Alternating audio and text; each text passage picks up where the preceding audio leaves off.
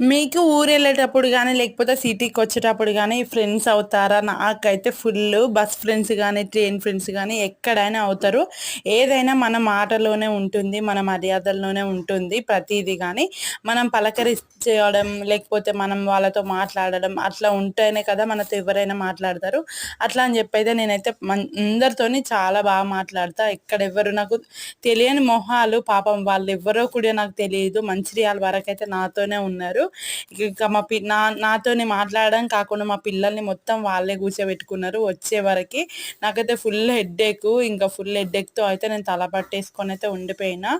ఇంకా మా పాపని, మా బాబుని వాళ్ళైతే చూసుకున్నారు మంచిగా. మంచిగా అనిపిచ్చింది నాకైతే. ఇలాంటి బాండింగ్ కూడా ఉంటదా? ఈ రోజుల్లో ఇలాంటి వాళ్ళున్నారా అనంటే, అవును ఉన్నారు. నాకైతే ఉన్నారన్నట్టు.